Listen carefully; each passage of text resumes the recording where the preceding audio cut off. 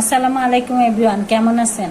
আশা করি ভালো আছেন। আলহামদুলিল্লাহ আমিও ভালো আছি। আজ রান্না করব চিচিঙ্গা দিয়ে, আলু দিয়ে। আমরা চিচিঙ্গা বলি, কই দেওয়া বলি।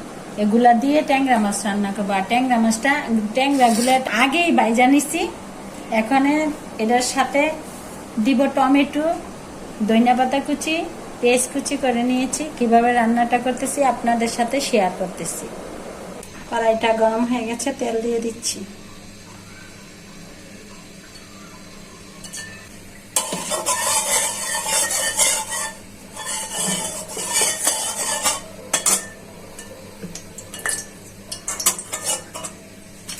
তেলটা গরম হয়ে গেছে, পেঁয়াজ কুচিগুলো দিয়ে দিচ্ছি।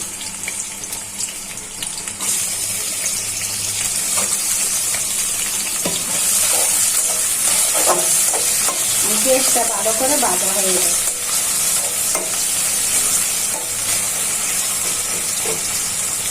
পেঁয়াজটা ভাজা হয়ে গেছে, হালকা একটু জল দিয়ে দিচ্ছি। মশলাটা যাতে পুড়ে না যায়। দিয়ে দিচ্ছি পরিমাণ মতো রসুন বাটা, দিয়ে দিচ্ছি পরিমাণ মতো হলুদের গুঁড়া, দিয়ে দিচ্ছি পরিমাণ মতো ধনিয়ার গুঁড়া, দিয়ে দিচ্ছি পরিমাণ মতো জিরার গুঁড়া, দিয়ে দিচ্ছি পরিমাণ মতো মরিচের গুঁড়া, দিয়ে দিচ্ছি স্বাদ মতো লবণ। এখন ভালো করে মশলাটা কষিয়ে নেব। বোনেরা, এই যে দেখুন ভালো করে মশলাটা কষা হয়ে গেছে, কষানো হয়ে গেছে, তেলটা বেশি গেছে। আর মশলাটা ভালো করে কষানো না হলে তরকারি স্বাদ লাগে না। এখন তরকারিগুলো দিয়ে দিচ্ছি।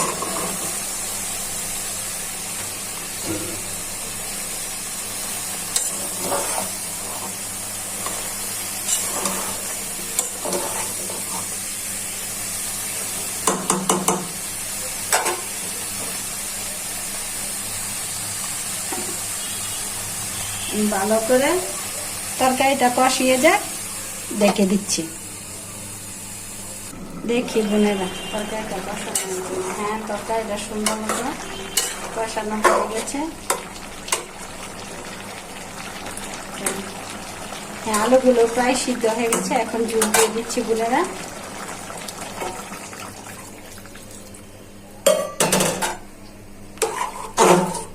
তরকারিটা ভালো করে সিদ্ধ হয়ে যায়। দেখি বোনেরা তরকারিটা কিরকম হয়েছে।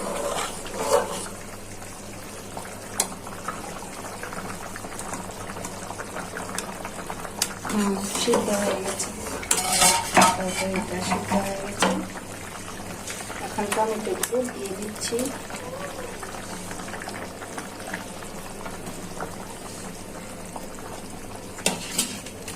দেখুন বোনেরা কি সুন্দর হয়েছে কালারটা।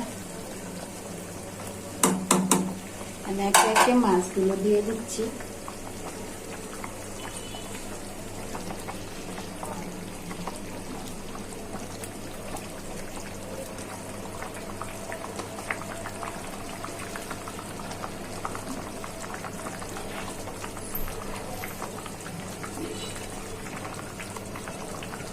একটু ঢেকে দিচ্ছি, মাছটা ঠিক মতো হয়ে যাক।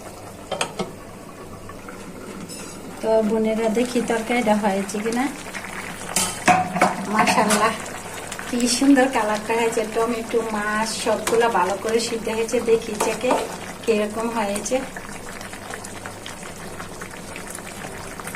সেই স্বাদ, সেই মজা, সেই মজাদার একটা তরকারি রান্না করা হয়েছে আজকে।